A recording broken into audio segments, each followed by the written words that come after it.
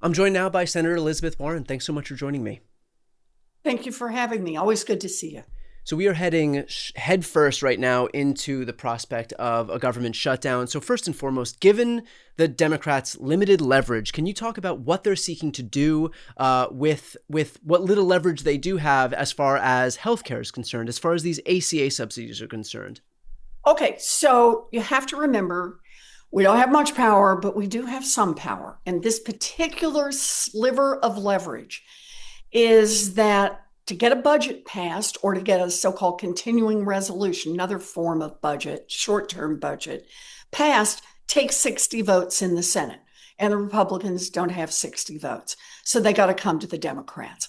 What the Democrats are saying is if you want our votes, then you got to be willing to roll back some of those cuts to health care that you put in place, all by Republicans, no Democrats voted for it, that you put in place last spring. Because what's about to happen is about 15 million people are about to lose their access to health care.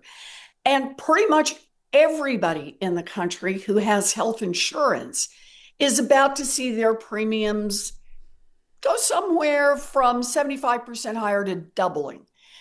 And that's going to mean a lot of people in this country who suffer, who are making choices like, do I eat or do I have health insurance?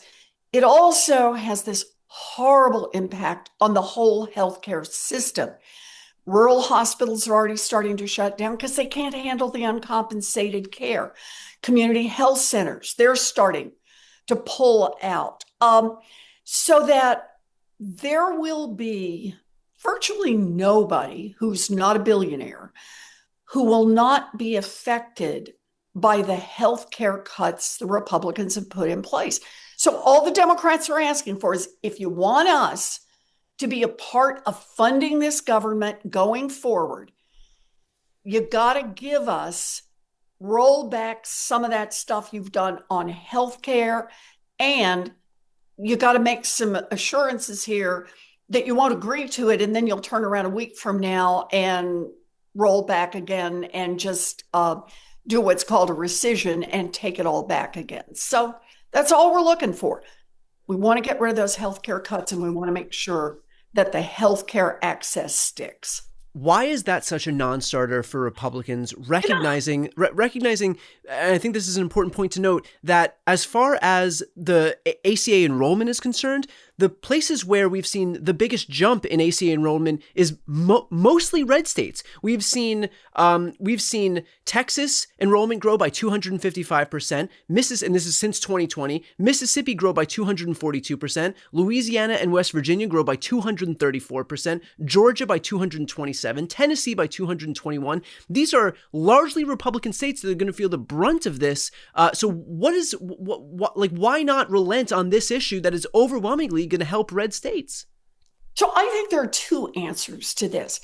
One answer is just straightforward, and that is last spring when they were negotiating the deal, they wanted to do a trillion, that's with a T, $1 trillion in tax cuts for a handful of billionaires and multi-millionaires and billionaire corporations. And because they had other stuff running in there, they were going to run up the federal deficit by trillions more. So they looked around and they said, okay, where can we cut? And they decided the place they could cut was on healthcare. Yeah. So the money that's being taken out of the healthcare system, no surprise, is right at $1 trillion. And that's the money that's going over the billionaires. But I want to make a related point. It's definitely about the money, and they just didn't want to have to face the fact that they would be upping the deficit even more. So that was part of it. But you know what part of this is? It's a fundamental question of, do you want a government that works for people?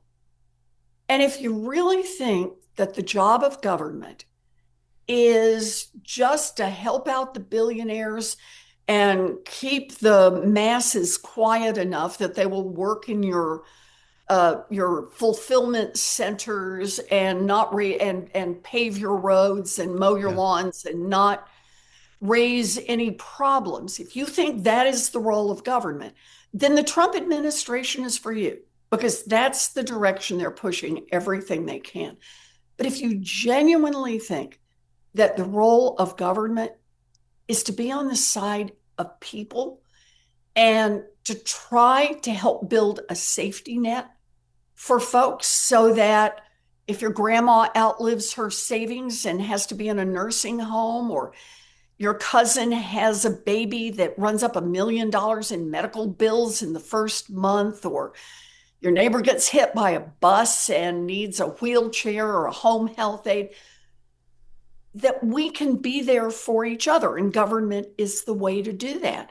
So I think it's both things. They wanted to be able to give that money to the billionaires, but I think also they don't want government to work for families. And healthcare is a place, geez, what's so ironic here? The healthcare system's already broken, right?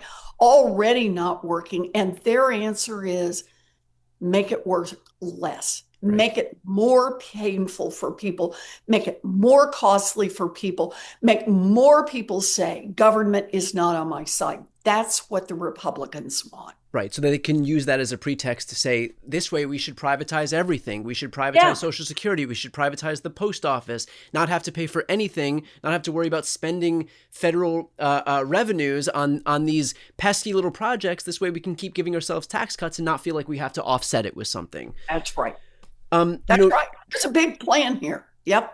Trump will push back on this and has pushed back on this and has come out and said, you know what the Democrats want? They want health care for illegals. And so can I get a very clear explanation of the reality here in terms of what Democrats are pushing for with these ACA subsidies, and whether undocumented immigrants are even eligible for ACA subsidies? Right. So can we just start with Trump's statement is a lie? Federal law is absolutely clear. The number of undocumented people here in the United States who are getting assistance from Medicaid or from the ACA is exactly zero. It is not legal right now. That's it. Nothing more. And every time Donald Trump tries to run this play, we should all just look up and say, liar, liar, liar, because that's what's happening here. And it's one more effort to distract people. Understand this. Not everybody who has Medicaid actually realizes it's Medicaid. In different states, it's called different things. In Oklahoma, it's called Sooner Care. In Massachusetts, it's called Mass Health. I just learned that in Vermont, it's called Dr. Dinosaur. Go figure that one out. But the point is, it's called something different. It's still the same federal program. So there are a lot of folks who don't realize that this cut that is barreling toward them is actually going to hit them smack in the head, or hit people they love, people they care about smack in the head. And that's exactly what Donald Trump and the Republicans are counting on, that they're not going to have to pay a price. That, yeah, life will get tougher for you, but no one's ever going to be able to pin it on Trump and the Republicans. How is this not a win-win for Trump? Because he's come out, and I'm going to throw to a clip right now of some of the things that he said Republicans are able to do if and when we do actually get to a shutdown. Say about the state of the Democrat Party when they have a 33% favorability rating on average in recent months, and they're willing to shut down the government over health care. They are shutting it down. We're not shutting it down. We don't want it to shut down because we have the greatest period of time ever. I told you, we have $17 trillion being invested. So the last person that wants it shut down is us. Now, with that being said, we can do things during the shutdown that are irreversible, that are bad for them and irreversible by them, like cutting vast numbers of people out, cutting things that they like, cutting programs that they like. And you all know Russell Vought. He's become very popular recently because he can trim the budget to a level that you couldn't do any other way. So they're taking a risk by having a shutdown because of the shutdown, we can do things medically and other ways, including benefits. We can cut large numbers of people out. We don't want to do that, but we don't want fraud, waste, and abuse.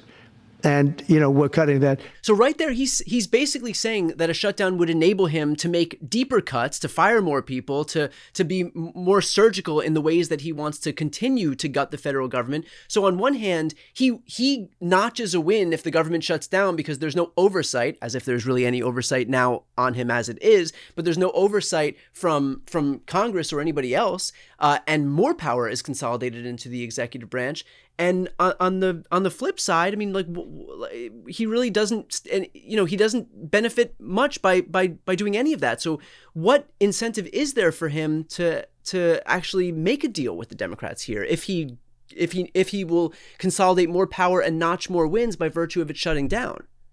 So that clip says everything you really need to know about Donald Trump, right? He's saying we can hurt even more people. And Democrats are the ones who don't want to hurt people. So we're going to hurt Democrats by hurting working people all across this country. And we got a whole lot of ways to do it. I got a couple of responses to that. The first one is they're already doing it.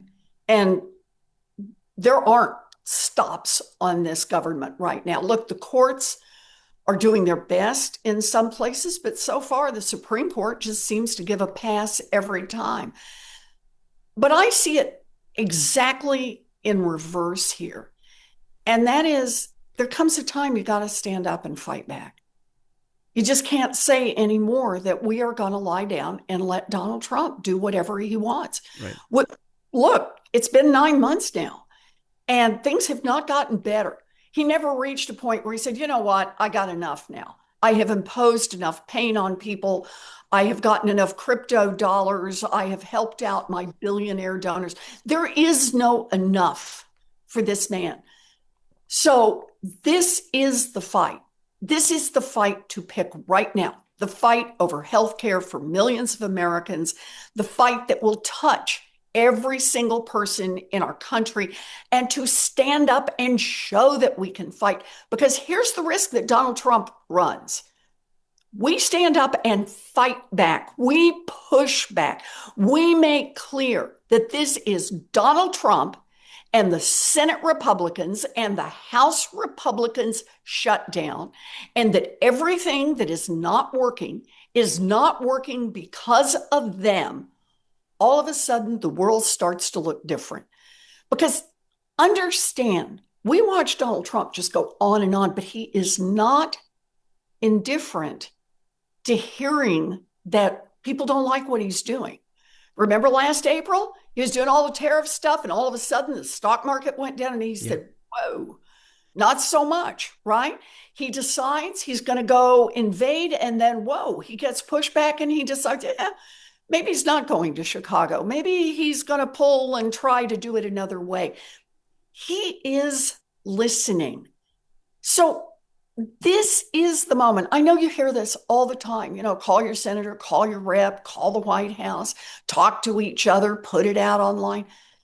But it really is.